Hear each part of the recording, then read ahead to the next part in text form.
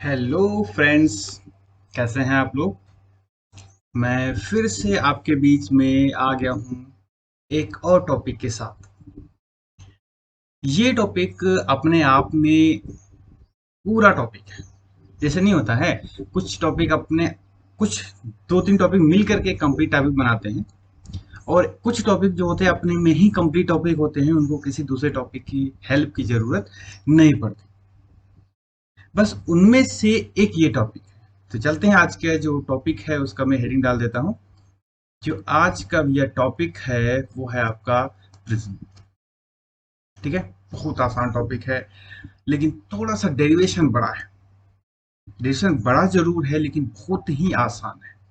ठीक है, तो सबसे पहले समझ लेते हैं कि प्रिज्म ये होता क्या है, फिर हम लोग थोड़ा और आगे बढ़ेंगे। ठीक है, प्रिज्म जो होता है भैया, ये आपका ट्रांसपेरेंट मीडियम होता है। दो आपकी ट्रांसपेरेंट मीडियम जो है दूसरे पे एक एंगल पे फिट होती हैं, उसको हम लोग प्रिज्म बोलते हैं। देखा सभी ने होगा, बस यहाँ पर आपको और एक बार मैं दर्शन करा दूं कि आखिर में प्रिज्म ये होता क्या है। देखिए, ये आपके सामने आ चुका है प्रिज्म। ठीक है, ये हो गया, जूम हो गया, ये आ गया। अब यहाँ पर देखिए, ये आपके जितने भी फेसेस यहाँ पे दिख रही हैं, ये सब ट्रांसपेरेंट है। ठीक है, इसको बोलते हैं प्रिज्म। ये हमारा क्या है भैया, ये हमारा प्रिज्म है। ठीक है, यहाँ पर ये जो एंगल आपको दिख रहा है ना, this angle is known as prism angle. ये क्या है भैया, आपका प्रिज्म एंगल ये आपका कहा जाता है। ठीक है, तो अब ये करता क्या है। बेसिकली आप देख रहे हो कि एक व्हाइट लाइट यहाँ पे आ रही है, और यहाँ से जो निकल रही है वो सेवन कलर निकल रही है। बस प्रिज्म का यही काम होता है कि एक व्हाइट लाइट को सेवन कलर में स्प्लिट कर देना, और ये सातों कलर जो होते हैं एक अरे फिक्स्ड ऑर्डर में अरेंज होते हैं। अब ये कैसे होते हैं, क्या इनके पीछे का फिनोमिना होता है, ये हम लोग आज पढ़ने वाले हैं। ठीक है, चलो भाई, तो स्टार्ट करते हैं सबसे पहले फिगर से। तो सबसे पहले मैं फिगर बना लेता हूँ। ये ऑप्टिक्स में फिगर ही सबसे ज्यादा इंपॉर्टेंट होता है, डेरिवेशन उतना ज्यादा इंपॉर्टेंट नहीं होता है। अब यहाँ पर ये हो गया हमारा प्रिज्म। ये जो एंगल हुआ इसको हम लोग बोलते हैं प्रिज्म एंगल।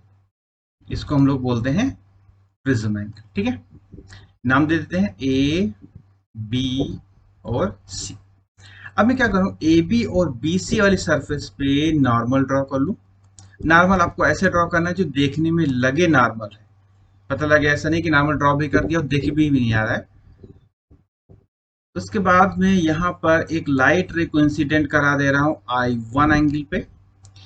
ये लाइट रे को जाना चाहिए था बिल्कुल सीधे, लेकिन ये रे डेंसर रेयर मीडियम है, ये डेंसर मीडियम है, तो ये टुवर्ड्स नॉर्मल बेंड हो जाएगी। तो ये आपकी इस तरीके से यहाँ पे लाइट रे आ गई। प्रिज्म का रिफ्रैक्टिव इंडेक्स हम म्यू मान लेते हैं। ठीक है, अब इसको जाना चाहिए था सीधे, लेकिन ये किधर आ जाएगी, अवे फ्रॉम नॉर्मल, क्योंकि ये डेंसर है, ये रेयर है। डेंसर से रेयर में लाइट रे जाएगी तो अवे फ्रॉम द नॉर्मल जाती है। तो लाइट रे इधर गई, यहाँ पे आए, और ये इधर मुड़ गई। ये हो गया बेसिक फिनोमिना या बेसिक रे स्ट्रक्चर ऑफ प्रिज्म। ठीक है, अब इसका नामकरण कर देते हैं। ये ए बी सी हो गया था, ये हो गया डी, ये हो गया ई, ये हो गया एफ। ये अब यहाँ पर देखिए, इस लाइट रे को थोड़ा सा पीछे बढ़ाइए। जो ये वाली थी लाइट रे, इसको थोड़ा सा पीछे बढ़ाइए। ठीक है, अब देखो ये दोनों जहां पे कट कर रही हैं, ये दोनों जहां पर कट कर रही हैं, यहां पर भी एक एंगल बनता है। ये इसको हम लोग डेल्टा से रिप्रेजेंट करते हैं। डेल्टा होता है आपका डेविएशन एंगल। Deviation angle. ठीक है, अब इसको हम लोग नाम दे देते हैं जी। अब देखो, बस जितना काम आपको करना था वो आपने कर लिया। ये I1 है तो ये आपका एंगल क्या हो जाएगा, R1 रिफ्रैक्टेड एंगल। अब देखो जरा, ए बी और बी ए सी, ये एक सेम सरफेस होती है, पता नहीं चलता है कौन किधर से एंट्री कर रहा है। तो हम इधर वाले को I2 एंगल दे देते हैं, और इधर वाले को हम R2 एंगल नाम दे देते हैं। ठीक है, अब देखो जरा यहां से, अगर हम ट्रायंगल जी डी और एफ, मतलब जी डी एफ, ये वाला ट्रायंगल अगर हम ले लें तो यहाँ पर अब देखो जरा, इसको हम एक फिगर इधर से बना दें। ये ये पॉइंट है डी, ये एंगल आपने कहा आई वन है, तो ये एंगल आपने कहा आर वन है, तो ये एंगल कितना होगा, आई वन माइनस आर। ठीक है, तो ये एंगल हमको पता चल गया I one minus R one, ये एंगल हमको पता चल गया आई टू माइनस आर। अब इसको थोड़ा सा जूम आउट कर दें, इससे आपको थोड़ा सा क्लियर हो जाएगा। ठीक है,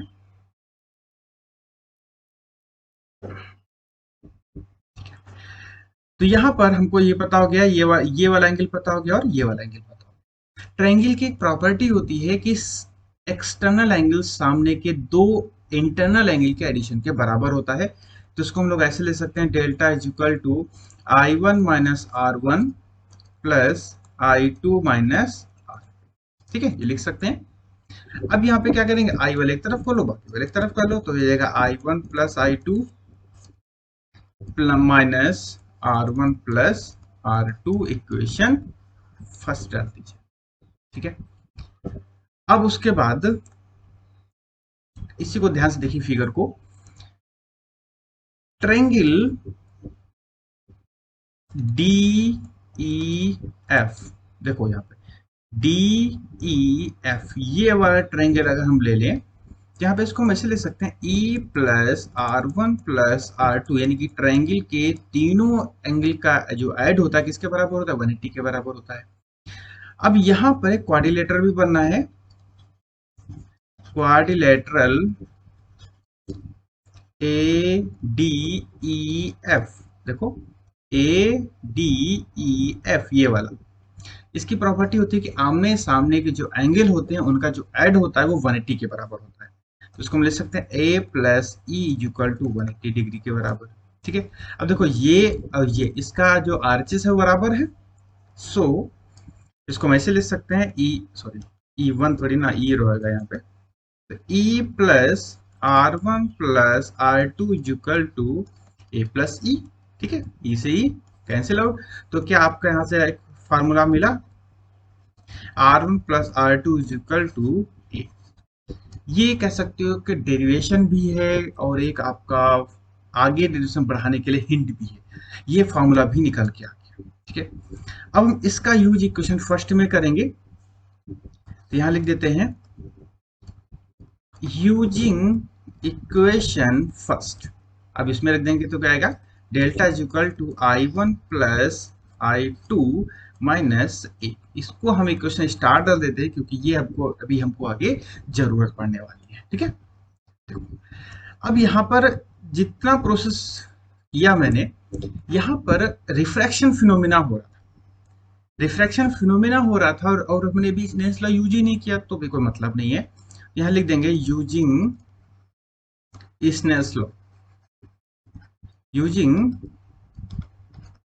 स्नेल्स लॉ क्या हो जाएगा, देखिए म्यू ये हम पहले ले रहे हैं तो आई वन हमको पहले लेना पड़ेगा, ये हम बता चुके हैं आपको, जब रे ऑप्टिक्स का पहला वीडियो बताया था तो आपको बताया था कि आपको स्नेल्स लॉ लिखना कैसे है। तो इसको हम लिखेंगे mu equal to sine I one upon sine R. ठीक है, अब यहाँ पर कंडीशन लगा दो, इफ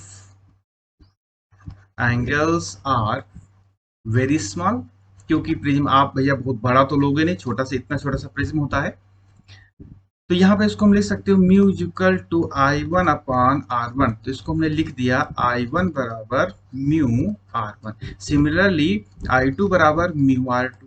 ठीक है, ये दोनों वैल्यू हमको इक्वेशन स्टार में यूज कर लेनी है।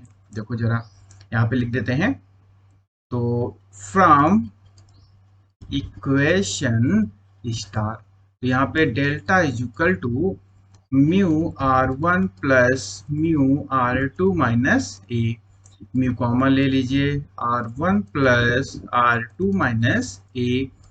अब ये R one plus R two किसके बराबर है, ये देखिए ए के बराबर है, तो delta is equal to mu A minus A, यहाँ से ए कॉमन ले लीजिए, तो फॉर्मूला बन गया delta is equal to mu minus one into, ये आपका एक फॉर्मूला बन गया जो हम हर जगह यूज नहीं कर सकते।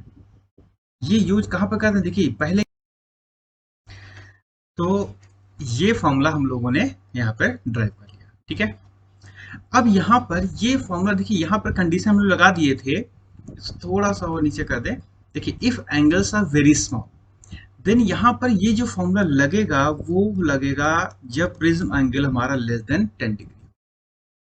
अब अगर इससे ज्यादा हुआ तो क्या करेंगे, दिक्कत आ गई ना, ये उसका भी सोल्यूशन है। देखो जरा, अब हम चलते हैं जिसको हमने इक्वेशन स्टार बनाई थी, जरा इक्वेशन को हम दिखाई दे रहे हैं आपको, ये इक्वेशन स्टार, यहां से हम इसको लेके चलेंगे।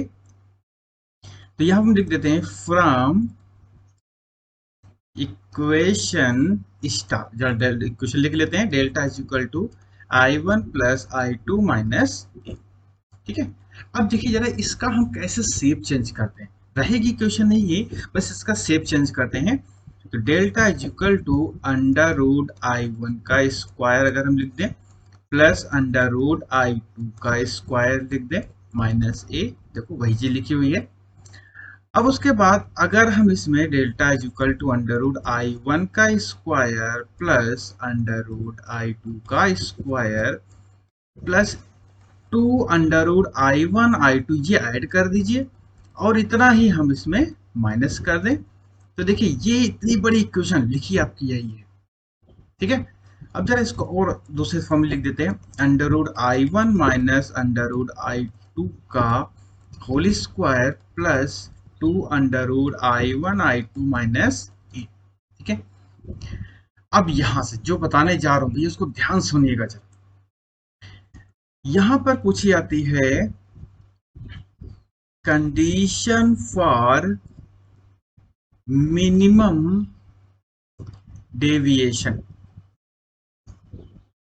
मतलब मिनिमम डेविएशन। तो ये डेल्टा मिनिमम कब होगा, जब ये टर्म आपका जीरो होगा।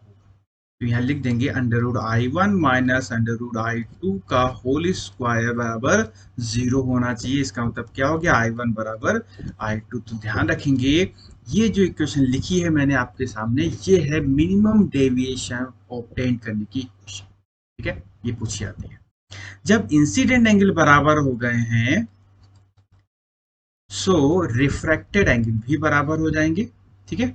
अब देखो जरा, as we know that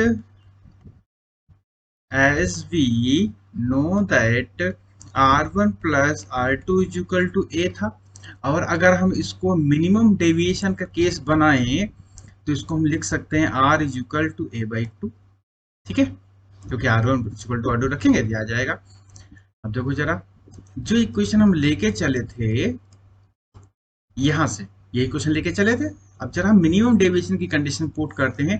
तो डेल्टा एम, यहाँ ए मतलब होता है मिनिमम डेविएशन, तो हो जाएगा आई प्लस आई माइनस ए, तो हो जाएगा 2i is equal to delta M plus A. तो i इज इक्वल टू हो गया भैया delta M plus A by 2, ठीक है। ये आ गया भैया i की value in terms of minimum deviation. देखो ये क्या बन गया, इसको मिटा दें, देखो एक मिनट भैया, थोड़ा सा हम जूम कर लें, ठीक है, इसको हटा दें। देखिए यहाँ पर ये जो चीज मिल गई है, अब हम इसका और इसका यूज करेंगे स्नेल्स लॉ में। तो इन स्नेल्स लॉ क्या था हमारा, mu is equal to sine I upon sine R, ठीक है। बस यहाँ वैल्यू पुट कर दीजिए, तो mu is equal to sine I की वैल्यू कितनी है, delta M plus A by two, और साइन आर की वैल्यू कितनी है, ए बाई। तो भैया ये जो आपका फार्मूला निकल के आया है, इसको भी हम लोग कहते हैं प्रिज्म फार्मूला, ठीक है। क्वेश्चन आपके दो तरीके से पूछा जाता है, कभी कभी कहेगा कि ये फॉर्मूला आपके सामने लिख देगा, कहेगा इसको प्रूफ करो, और कभी कभी कह देगा कि proof prism with the help of a suitable diagram, ठीक है। तो ये आपको इक्वेशन, ये पूरा डेरिवेशन आपको करना है। डेरिवेशन छोटा है लेकिन कोई भी इसमें कहीं पर भी कोई दिक्कत नहीं आने वाली। अब उसके बाद छोटी छोटी हेडिंग दो तीन बचती हैं। उसके बाद आता है एक टर्म डिस्पर्जन। इसको मैं बताऊंगा नहीं, आपको फिगर जैसे दिखाऊंगा आप समझ जाओगे कि आखिर डिस्पर्जन होता क्या है। ठीक है, ये देखिए, इसको थोड़ा सा जूम करने की देर है। ये अब देखिए आपके सामने ये आ गया। अब इसमें देख रहे हो कि एक व्हाइट लाइट जो है, व्हाइट लाइट जा रही है और सेवन कलर में टूट रही है, यही होता है डिस्पर्जन। ठीक है, मतलब एक व्हाइट लाइट का सेवन कलर में स्प्लिट हो जाना, that process is known as dispersion process. ठीक है, अब इसको और एक फिगर से और अच्छे समझा देते हैं। देखो, ये आपका सामने फिगर है, इसमें हमने कलर के नाम भी लिखे हुए आपके लिए लेके आ गए। ये देखिए यहाँ पे किस ऑर्डर में ये कलर टूटते हैं। ये व्हाइट लाइट गई, ये देखिए red, orange, yellow, green, blue, indigo, violet, ये इस तरीके से यहाँ पर अरेंज होते हैं। आप कहोगे सर क्या इसका हम ऑर्डर चेंज नहीं कर सकते? नहीं, इसका आप लोग ऑर्डर चेंज नहीं कर सकते। क्यों? क्योंकि हमको पता है delta is equal to mu minus 1 into A, और mu is equal to refractive index बराबर होता है सी अपॉन वी, और वी इज इक्वल टू होता है F into lambda, frequency into lambda. Value यहाँ पुट कर दीजिए, mu is equal to C upon F into lambda, C constant F constant, तो mu is inversely proportional to lambda, और यहाँ से जो डेल्टा म्यू के डायरेक्टली प्रोपोर्शनल है, तो यहाँ से ले सकते हो डेल्टा जो है वो लेमडा के इनवर्सली प्रोपोर्शनल। मतलब जिसका लेमडा ज्यादा उसका डेविएशन एंगल ज्यादा कम होगा।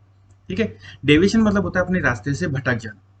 अब यहाँ पे देखिए लाल की जो वेवलेंथ होती है सबसे ज्यादा होती है, इसलिए वो डेविएशन होगा उसमें कम होगा, सबसे कम होगा। ठीक है, वही यहाँ पर दिख रहा है। और वॉयलेट का सबसे ज्यादा होता है, सबसे वेवलेंथ कम होती है और डेविएशन का वजह सबसे ज्यादा हो जाएगा। ठीक है, ये हो गया भैया आपका डिस्पर्जन। उसके बाद इसमें एक और तरीके के डिस्पर्जन कभी कभी आपको देखने को मिल जाएगा, एंगुलर डिस्पर्जन। अब ये क्या होता है भैया, इसको भी हम फिगर के जरिए ही दिखाएंगे। ठीक है, क्योंकि कुछ चीजें जो होती हैं बताने से ज्यादा दिखा करके अगर बताई जाए ज्यादा अच्छी समझ में आती है। देखो ये व्हाइट लाइट गई यहाँ पे देखिएगा, ये डेविएशन एंगल दिखा दे, लाल का डेविएशन एंगल हमने रेड आर डेल्टा आर दिखा दिया, और वॉयलेट का डेल्टा वी दिखा दिया। ठीक है, ज्यादा से कम वाला माइनस कर दो तो जो आएगा उसी को बोलते हैं angular dispersion. The difference between the deviation angle violet and the deviation angle red, ये हो गया आपका एंगुलर डिस्पर्जन। ठीक है, या एंगुलर डेविएशन भी बोल सकते हो, कोई इसमें दिक्कत नहीं है। अब यहाँ वैल्यू पुट कर दीजिए, डेल्टा वी इक्वल टू क्या होता है, mu V minus 1 into A, और डेल्टा आर बराबर क्या होता है, म्यू आर माइनस 1 इंटू ए। ये वैल्यू भी यहाँ पर आप पुट कर सकते हो। तो delta V minus delta R रखोगे तो आता है mu V minus mu R into A. ठीक है, तो यहाँ वैल्यू पुट कर दीजिए, तो यही डेल्टा के इक्वल आ जाएगा, mu V minus mu R, और ये आ जाएगा ए। ठीक है, ये आ गया आपका एंगुलर डिस्पर्जन या एंगुलर डेविएशन, जो भी आपको कहना है वो कह सकते हैं। उसके बाद छोटी सी एक और हेडिंग आ जाती है, डिस्पर्सिव पावर। अब ये क्या होती है, इसको हम लोग ओमेगा से रिप्रेजेंट करते हैं। ये भैया कहा जाता है कि एंगुलर डिस्पर्जन और मीन डेविएशन का जो रेशियो होता है वो है डिस्पर्सिव पावर होता है। ठीक है, अब देखो इसको हम लोग ऐसे भी लिख सकते हो, delta V minus delta are upon delta, ये होता है ओमेगा। देखो हम जीरो बना दी ओमेगा की जगह, इसको हटा दो, ये होता है ओमेगा। ठीक है, ये आपका फॉर्मूला बन गया। मीन डेविएशन में कहीं आपको लिखा हुआ ये भी मिल जाएगा, डेल्टा बराबर delta we plus delta R by 2। इसका जो मीन लोगे आप तो भैया ये डेल्टा येलो के बराबर आता है। डेल्टा मतलब येलो कलर को हम लोग मीन बोलते हैं। ठीक है, तो इसलिए यहाँ पर डेल्टा वाई भी अगर लिखा होगा तो कोई दिक्कत नहीं है। अब हम लोगों ने तो कॉन्सेप्ट पढ़ लिया, लगे हाथ एक और कॉन्सेप्ट है जो बहुत ही इंटरेस्टिंग है, स्कैटरिंग ऑफ लाइट का कॉन्सेप्ट। अब सबसे पहले समझ लेते हैं कि स्कैटरिंग ऑफ लाइट होता क्या है, फिर आराम से पढ़ेंगे। देखिए लाइट के पाथ को चेंज हो जाना, the change in the path of light is known as scattering of light. Intensity of scattering, कौन सी लाइट कितनी ज्यादा स्कैटर होगी ये डिपेंड करता है उसकी वेवलेंथ। ये एक रिलेशन आ गया आपके सामने, मतलब जिसकी वेवलेंथ जितनी ज्यादा उसकी स्कैटरिंग की इंटेंसिटी उतनी ही कम। कैसे, अब देखो इसके एप्लीकेशन में तीन चार आपके लिए लेके आया हूं। पहला जो एप्लीकेशन है, कहते हैं डेंजर जो सिग्नल होते हैं वो रेड कलर के बनाए जाते हैं। अब डेंजर सिग्नल तो सभी ने देखा होगा, नहीं देखे भैया तो ये देख लो, तुरंत आपके सामने मैंने डेंजर सिग्नल ला दिया है, ठीक है। देखिए जितने भी डेंजर सिग्नल सब रेड कलर के हैं, ठीक है, सब रेड कलर के हैं, क्योंकि रेड कलर की जो वेवलेंथ होती है सबसे ज्यादा होती है, तो स्कैटरिंग इंटेंसिटी सबसे कम होगी और बिना स्कैटर हुए ज्यादा दूर तक जा सकते हैं। इसलिए जो डेंजर सिग्नल होते हैं वो लाल करके बनाए जाते हैं, ठीक है। दूसरा आता है स्काई, मतलब जो आसमान है वो हमारा ब्लू कलर का क्यों दिखाई देता है। अब सभी ने आसमान तो देखा ही देखा है, नहीं देखा है तो लो भैया देख लो, नहीं हो तो अभी तुरंत खोपड़ी अपनी ऊपर करो, तुरंत आसमान दिख जाएगा। अगर आप बाहर बैठे हो तो कमरे के अंदर बैठोगे तो छत ही दिखेगी, ठीक है। देखो ये हमारा है स्काई, ये ब्लू है, क्यों? क्योंकि इसकी वेवलेंथ जो होती है वो कम होती है, वेवलेंथ कम होगी तो स्कैटरिंग इंटेंसिटी सबसे ज्यादा हो जाती है, इसलिए जो आसमान होता है वो ब्लू कलर का दिखाई देता है, ठीक है। तीसरा और सबसे इंपॉर्टेंट जो हम लोग डेली देखते हैं लेकिन समझ नहीं पाते ऐसा क्या है, वो ऐसा कौन सा एप्लीकेशन है, ये देखो भैया, ये आपके सामने में तीन फिगर सूरज महाराज के लेके आ गया हूं। आपको बताना है कि दोपहर के समय हमको इस तरीके से सन दिखाई देता है और सुबह इस तरीके से, शाम को इस तरीके से हुआई, ये हुआई भी लिखा हुआ है। तो पता होना चाहिए हम यहाँ पे खड़े हैं तो सन की लाइट हमारे पास तक आने में सुबह और शाम के टाइम ही ज्यादा डिस्टेंस ट्रेवल करती है, और ये डिस्टेंस जो ट्रेवल हुई है, जो डिस्टेंस ट्रेवल हुई है, ये ज्यादा दूरी डिस्टेंस कौन कलर करेगा, सिर्फ और सिर्फ रेड कलर, इसलिए हमको रेड कलर का हल्का दिखाई देता है, ठीक है। ये रेड है भैया, ये मत समझिएगा ये येलो कलर का दिखाई देता है, ये रेडिश है। और दोपहर के समय जो सन होता है हमसे बहुत पास में होता है, इसलिए लगभग सातों कलर हमारे पास तक आ जाते हैं। जैसे इसको और हम इस तरीके से एक्सप्लेन करते हैं कि जैसे हमने अगर ये प्रिज्म बना दिया तो ये प्रिज्म करता क्या है, इसको 7 कलर में स्प्लिट कर देता है, ठीक है। और जब ये 7 कलर अगर ये किसी प्रिज्म पे गिरती हैं, ये इस तरह से आती है तो वापस इसको कंबाइन होकर कलर बना देगा प्रिज्म, ये खासियत होती है प्रिज्म की।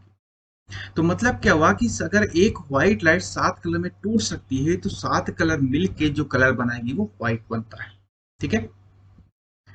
तो उसी तरीके से सातों कलर जो हमारे पास आ जाते हैं तो हमको ये व्हाइट कलर दिखता है, ठीक है। तो ये आप समझ गए होंगे रीजन कि किस तरीके से दोपहर के समय जो सन होता है वो व्हाइट दिखाई देता है और सुबह और शाम के समय हल्का रेड कलर का दिखाई देता है, ठीक है। तो आज की इस वीडियो भी इतने ही रखते हैं। नेक्स्ट वीडियो हम लोग वीडियो में डिस्कस करेंगे ऑप्टिकल इंस्ट्रूमेंट, बहुत इंपॉर्टेंट टॉपिक है, वेरी वेरी इंपॉर्टेंट टॉपिक है, वीडियो को मिस मत करिएगा। लेकिन उससे पहले आप से रिक्वेस्ट है कि चैनल को सब्सक्राइब करिए, लाइक भी कर दीजिए, शेयर भी कर दीजिए, और जल्दी जल्दी जिन्होंने भी चैनल को सब्सक्राइब नहीं किया है तो जल्दी जल्दी वो सब्सक्राइब भी कर दीजिए, ठीक है। और एक बात कहना चाहूंगा कि ऑप्टिक्स में फिगर ही सबसे इंपॉर्टेंट होते हैं, जितना आप अच्छे से फिगर बना ले जाओगे, नीट एंड क्लीन फिगर बनाओगे, आपका जो प्रेजेंटेशन है उतना ही बेस्ट रहता है, ठीक है। तो फिर इसी के साथ ही फिर मुलाकात होगी नेक्स्ट वीडियो में, तब तक टेक केयर, बाय बाय।